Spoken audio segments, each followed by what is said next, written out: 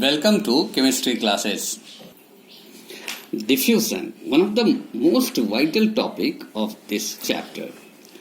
Diffusion क्या होता है? The spreading out and mixing of a substance with another substance due to the motion of its particle is called diffusion. मैंने इससे पहले भी इसके बारे में बताया था कहा कि अगर दो सब्सटेंस मिक्स होते हैं अपने पार्टिकल के मोशन के कारण, that is known as the diffusion. हमने एक एक्सपेरिमेंट यहां पर दिखाने का प्रयास किया. दो मैंने जार ले लिया है, गैस जार. एक में एयर है और दूसरे में ब्रोमीन वेपर रखा गया है.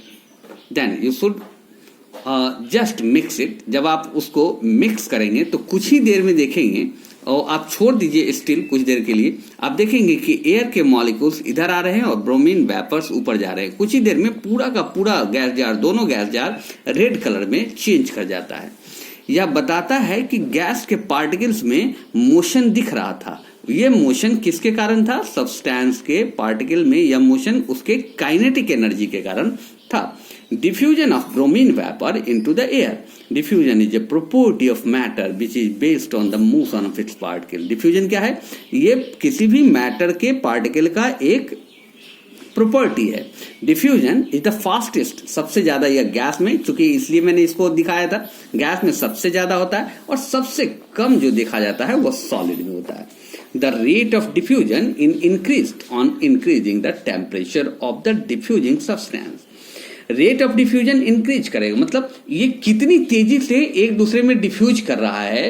तो वहां पर एक बहुत बड़ा वाइटल फैक्टर है टेम्परेचर. अगर टेम्परेचर इंक्रीज कर दिया जाए तो रेट ऑफ डिफ्यूजन जो है वह बढ़ जाएगा. The phenomenon of diffusion tell us that the particles of matter are constantly moving. यह डिफ्यूजन का जो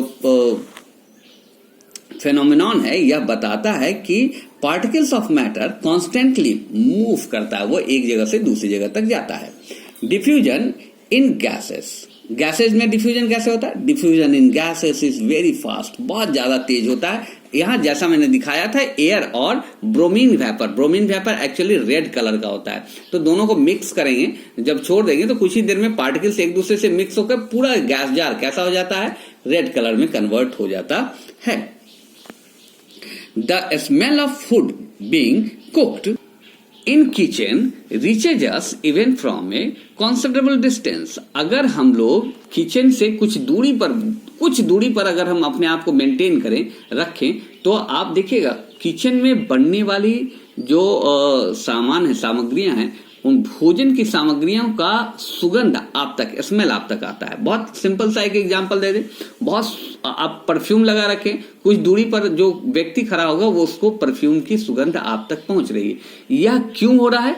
तो परफ्यूम के जो पार्टिकल हैं वो गैस पार्टिकल्स के साथ, एयर के साथ कॉन्स्टेंटली मिक्स कर रहे हैं, और वह मिक्स होने के बाद कहां तक पहुंच रहा है? उस आदमी के नोज तक पहुंच रहा है, जो उसको महसूस कर रहा है, फील कर रहा है. Diffusion in liquids. In the liquids slower then that in gases. Gases में उससे कम होता है. Spreading of purple colour of potassium permanganate. मैंने पिछले उसमें आपको एग्जांपल में दिखाया था पोटेशियम परमैंगनेट के कलर्स कैसे स्प्रेड आउट करते हैं, पूरे ग्लास में कैसे फैलते हैं, यह दिखाया गया था. On its own due to the diffusion of potassium permanganate particles into the water. Water में कैसे स्प्रेड हो रहा था वो दिखा रहा था. ब्राउनिंग मोशन के बारे में मैंने आपको बताया था. Diffusion in solid. आप क्या करो, दो लोहे के मटेरियल्स को एक दूसरे से बांधकर कुछ समय के लिए छोड़ दो, 10 साल 20 साल के लिए, कुछ लॉन्ग अवधि के लिए आप उसको टाइम पीरियड के लिए छोड़ दो. कुछ दिन के बाद जब आप उसको खोलोगे, देखोगे, तो वो जल्दी एक दूसरे से अलग नहीं होते हैं पार्टिकल्स. वो दोनों ऑब्जेक्ट एक दूसरे से अलग नहीं होते. इसका मतलब था कॉन्स्टेंटली मूविंग हो रहा था, लेकिन बहुत ही स्लो रेट में हो रहा था, टाइम ड्यूरेशन ज्यादा लग रहा था. So diffusion in the solids a very very slow process.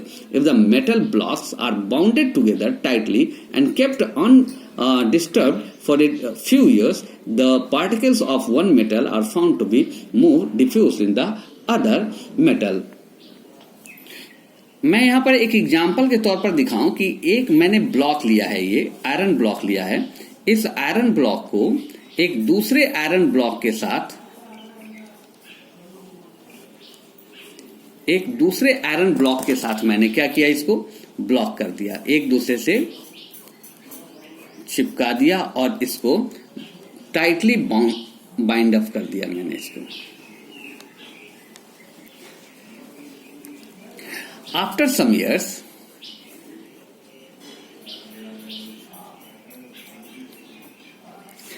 अगर इनको अलग करने का प्रयास किया जाएगा, ये डोंट बी, इनको अलग कर रहे हैं लेकिन ये अलग नहीं होंगे, ये एक दूसरे से इंटरेक्ट ही रहेंगे, दोनों एक दूसरे के साथ चिपके हुए रहते हैं। यह बताता है कि सॉलिड के जो पार्टिकल्स थे वो मूव कर रहे थे किधर, इधर, और इसके जो पार्टिकल्स थे वो इधर, और यही कारण था कि दोनों के पार्टिकल्स के मूवमेंट के कारण ये बाउंड अप हुआ था। तो सॉलिड में बहुत कम होता है। Okay, thank you.